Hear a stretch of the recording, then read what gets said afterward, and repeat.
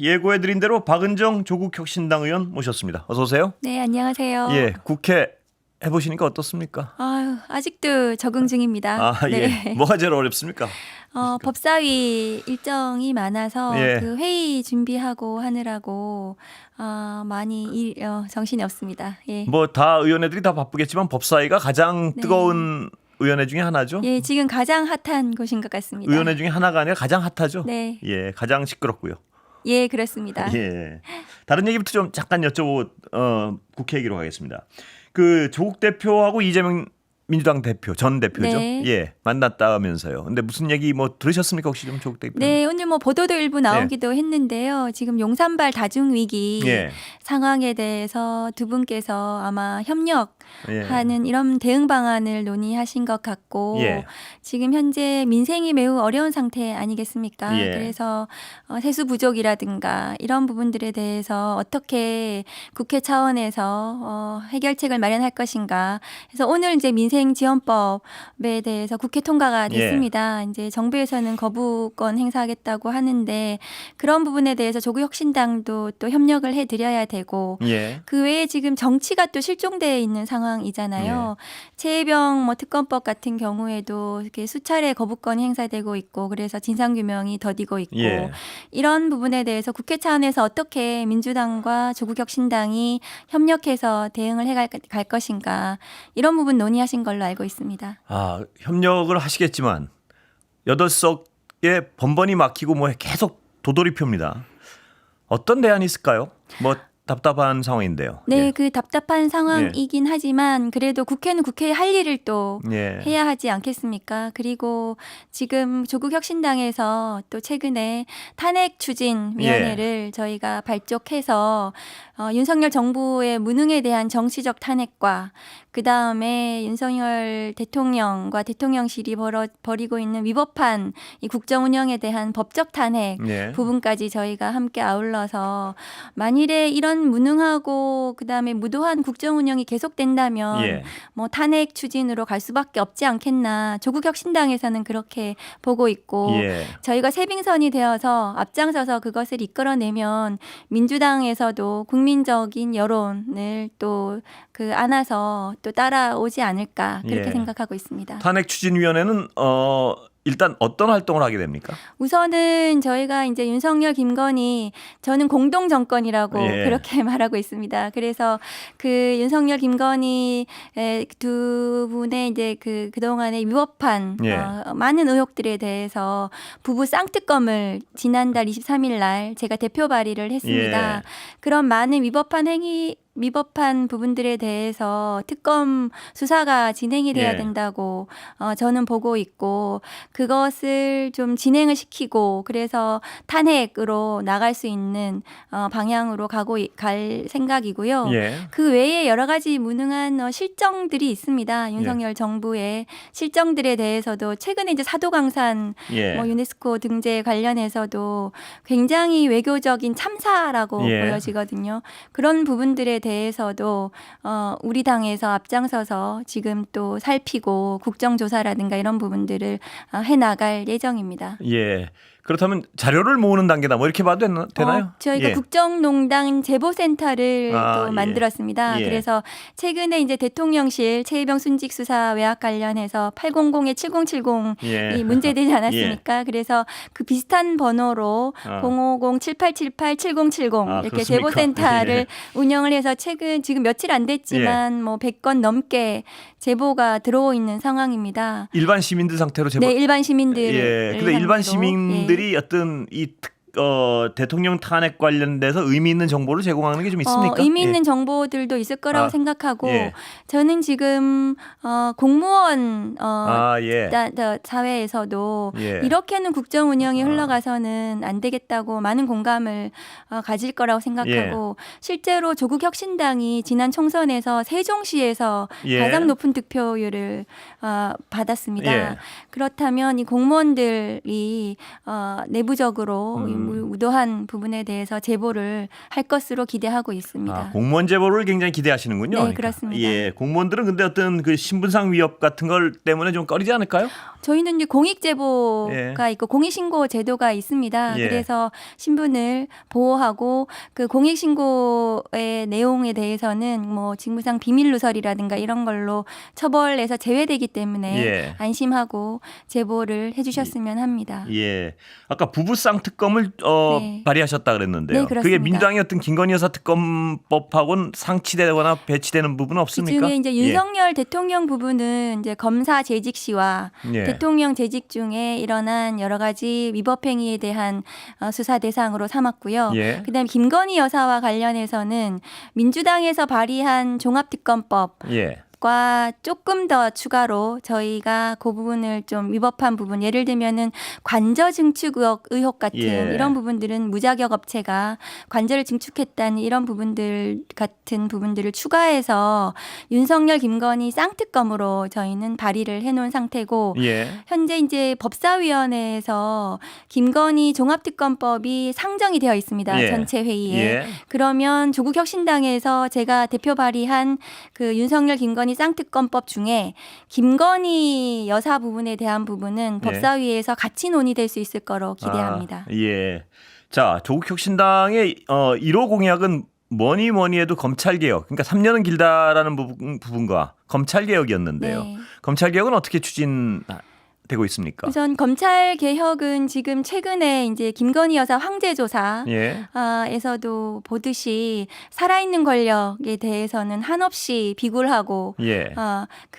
머리를 숙이고 그 다음에 뭐 야당에 대한 수사라든가 아니면은 표적을 삼아서 정치적인 어쨌든 뭐 예. 성공을 위한 이런 수사에 대해서는 무자비하게 이루어지고 그러니까 뭔가 선택적 수사, 선택적 기소를 예. 하는 그동안의 검찰권의 남용에 대해서는 국민들이 많이 분노하고 계시고 이런 검찰에 대해서는 좀 다시 재건축해야 된다는 예. 지지를 하고 계세요. 예. 그래서 지난 또 21대 국회하고는 달리 수사와 기소를 분리하는 그러니까 검찰이 수사권을 포기하고 예. 그다음에 건강한 기소권을 가지고 그런 공소청으로 재건축하는 예. 그다음에 수사는 수사청에서 담당하는 네. 그다음에 그 수사 절차와 관련해서는 저희가 조국혁신당 공약이기도 한데요. 이성균 방지법이라고 예. 있습니다. 그 수사 절차, 수사 과정에서 인권 침해라든가 피의사실 공표라든가 이런 예. 부분들을 방지하는 수사 절차법. 이래서 검찰개혁 입법을 저희는 마련을 했고요. 예. 그래서 조국혁신당이 지금 최근에 선보였습니다. 예. 근데 민주당이 지금 이 부분에 대해서도 고민하고 계시고 검토하고 있는데요. 민주당 안을 저희가 받아서 민주당에서 발의를 하게 되면은 같이 예. 또 그것도 국회 차원에서 22대 국회에서는 반드시 그 입법을 해 나갈 예정입니다. 민주당과 이견이 있는 부분이 있습니까? 세부적으로? 민주당과 수사 기소를 분리해야 된다는 부분에 대해서는 큰 틀에서는 합의하고 있고요. 다만 이 수사청을 어디에 둘 것인가, 예컨대 뭐 법무부 산하에 둘 것인가, 아니면은 뭐 국무총리 산하에 둘 것인가, 아니면 행안부에 둘 것인가, 이런 여러 가지 조직과 관련한 이견이 있을 수는 있지만 그렇지만 큰 틀에서 검찰을 좀 더 그 기소청으로 재건축해야 된다는 수사 기소를 분리해야 된다는 이 부분에 대해서는 합의하고 있습니다. 수사청에 대해서는 저도 궁금한 게 하나 있는데 수사청을 설립한다면요. 네. 권력에 대해서 머물적거리는 걸 어떻게 그러지 않도록 할 수 있으며 하나는 또 마음대로 수사를 하고 안 하고 결정하는 걸 어떻게 제어할 수 있으며 뭐 이런 부분은 세부적인 어떤 고민도 하고 계신 건가요? 그런 부분에 지금 이제 그 정책 미제라고 그래서 검찰에서 그 살아있는 권력 예컨대 김건희 여사에 대한 수사는 지금 4년 5년째 그렇습니다. 그런 부분도 제가 여쭤보는 거고. 그다음에 또 지금 야당 대표에 대한 수사는 막 정광석화처럼 막 계속 뭐 빠르게 계속 뭐 무자비하게 하는 이런 부분에 대해서도 수사 절차법에 그것을 규정을 해서 그 수사를 착수하고 시작하고 종결하는 이런 부분에 대해서도 국민의 감시를 받을 수 있도록 그렇게 하는 여러 가지 규정안을 저희가 마련할 예정입니다. 그런 부분이 반드시 필요할 것 같아서 여쭤봤습니다. 반드시 필요합니다. 자, 현실로 좀 돌아와서요. 김건희 여사 조사가 황제 조사가 아니었다. 법무부 장관은 이렇게 밝혔습니다. 어떻게 보십니까? 제가 이제 그 저 법사위에서 예. 법무부 장관한테 질문을 드렸더니 김건희 여사의 조사와 관련해서는 사전에 보고받은 바도 없고 예. 규정에 따라서 잘 뭐 진행이 된 것처럼 답변을 하셨어요. 예. 그런데 김건희 여사에 대한 조사는 국민들이 많이 분노하고 계세요. 예. 그래서 전직 어떤 대통령의 가족들, 현직 대통령의 예. 가족 혹은 전직 대통령에 대해서도 모두 검찰청에 나와서 조사를 예. 했습니다. 저도 검찰청 가서 조사를 예. 받았고요. 예. 그런데 보안과 경호를 이유로 그 대통령 영부인을 그 우르르 검사가 달려가 가지고 핸드폰 뺏기고 예. 그 신분증도 반납해 놓고 조사를 하는 경우는 아마 검찰 창립 이래 검찰이 만들어진 예. 이래 저는 최초이지 않을까 그렇게 생각을 검사 시절에 핸드폰 하고요. 뺏기신 적 없으시죠? 저는 그런 사실은 그런 적이 한 번도 없습니다. 예. 그래서 부끄러워해야 하는데 검찰에서는 그 부분에 대해서 아무도 성찰하거나 반성하지 않고 다만 이원석 검찰총장이 예. 그것이 좀 잘못되었다고 사과를 했습니다. 예. 성역이 없어야 하는데 그렇습니다. 예. 사과를 하더니 그 후에는 또 아무 말이 없어요. 예. 그 수사를 한 검사들에 대해서는 감찰을 한다, 진상 조사를 한다고 처음엔 호기롭게 얘기했다가 예. 지금은 또 아무 얘기 없이 저희 청문회에 이제 증인으로 출석하라고 했더니 예. 또 그것도 출석도 거부하고 있고 그래서 이것은 너무 문제가 많은 수사 방식이고 예. 또 그 명품백 수사와 도이치모터스 주가 조작 수사를 5시간씩 했다고 해요. 예. 그런데 도이치모터스 주가 조작 사건은 몇 차례 해도 부족한 수사예요. 그것을 5시간 했다는 것이 수사를 당한 것이 아닌가. 예. 저는 그렇게 생각합니다. 도이치모터스는 수사지휘권이 없더라도 이원석 총장이 그렇게 어떤 흥분하고 격분할 정도면 왜 명품백은 수사지휘를 안 하는 건가요? 명품백에 대해서도 중앙지검에서는 당연히 그 조사 방식이라든가 조사에 대해서 검찰총장에게 보고하고 그것에 대해서 지휘를 받아야 되는 거거든요. 예. 도이치모터스 주가 조작 사건도 사실은 전 정부에서 윤석열 전 검찰총장의 배우자였기 때문에 예. 수사 지휘를 배제했던 거지 당연히 복원시켜서 예. 이원석 검찰총장이 수사 지휘를 해야 되는 사건입니다. 예. 그런데 그것을 계속 안 하고 있다가 지금에 와가지고 그 수사 지휘가 안 됐네 뭐 잘 됐네 이렇게 얘기하는 것은 잘못된 일이죠. 예.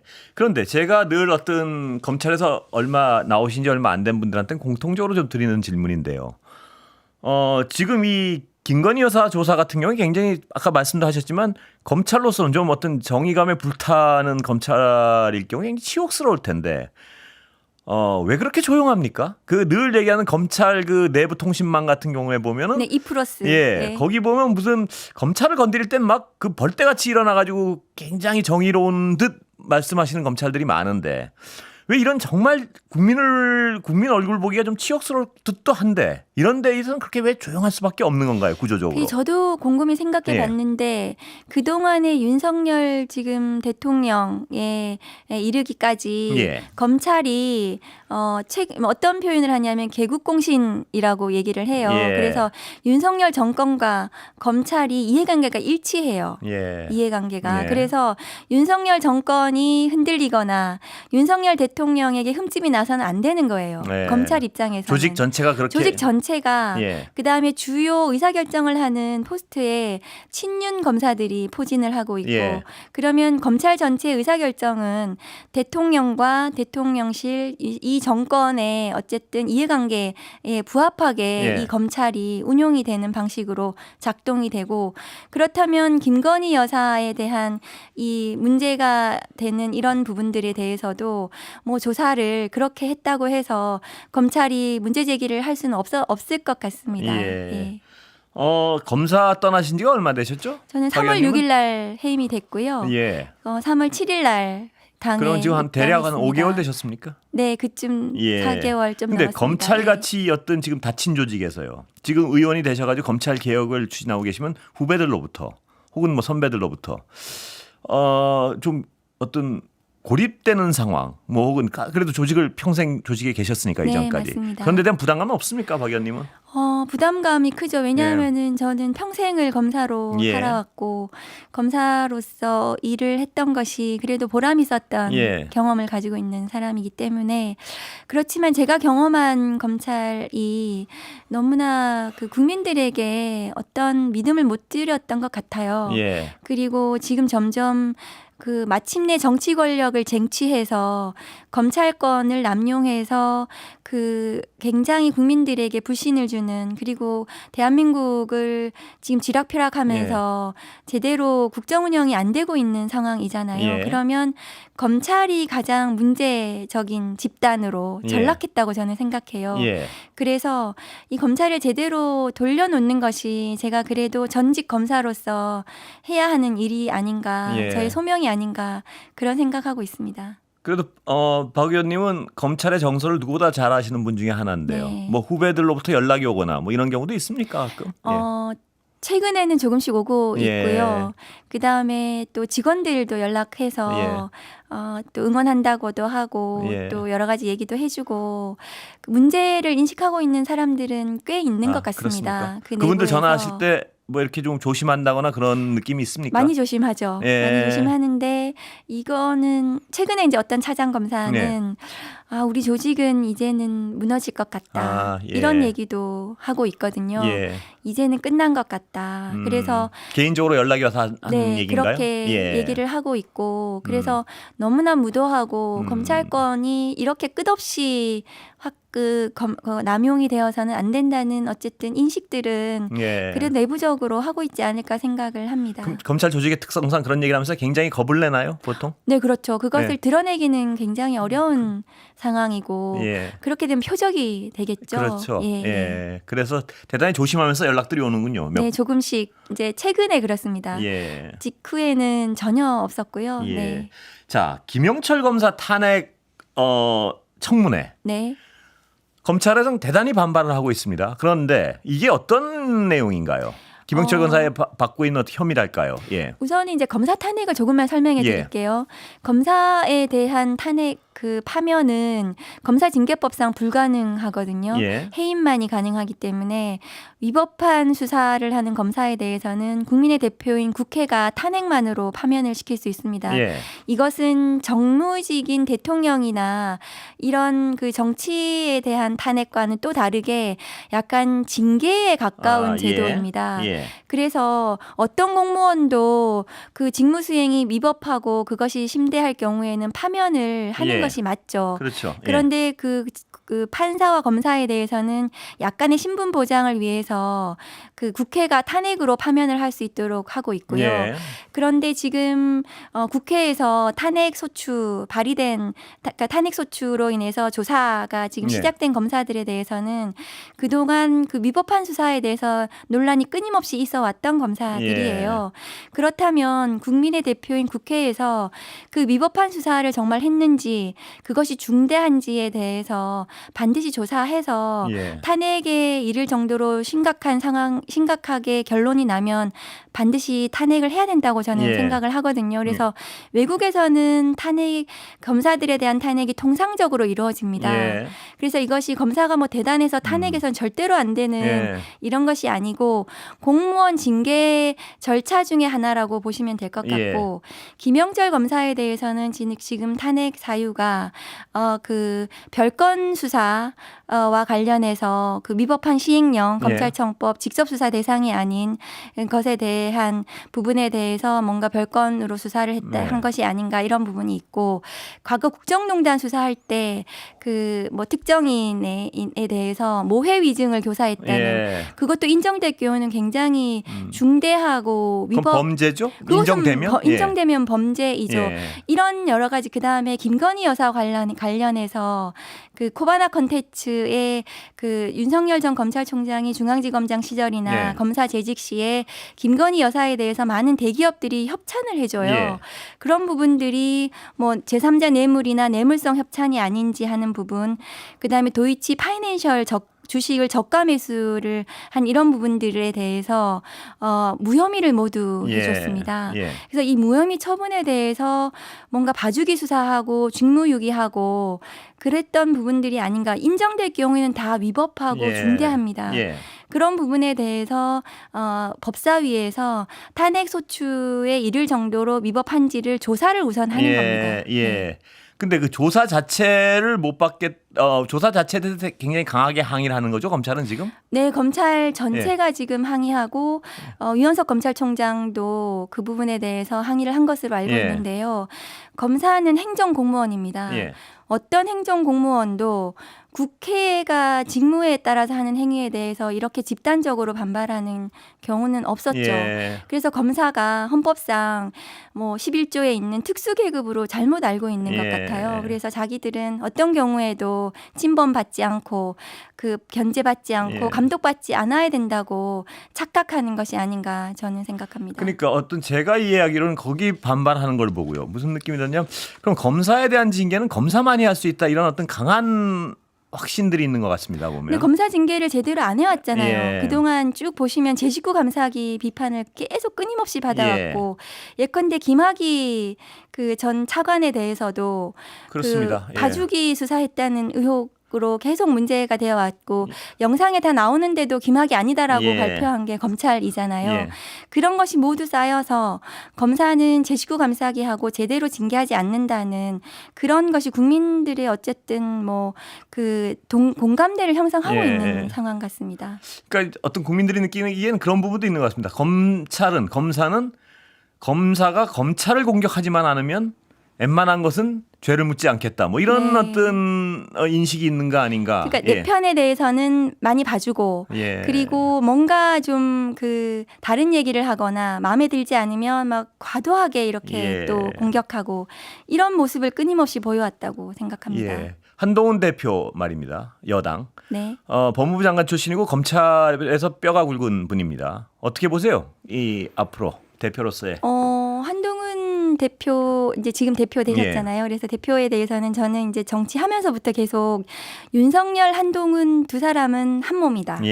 그래서 끝까지 같이 갈 거다. 대립은 서로 지금 불화하고 마음에 들지 않고 서로 이렇게 대립하고 티격태격하는 모습을 보이겠지만 서로가 그 한 몸이기 때문에 왜냐하면 운명 공동체입니다.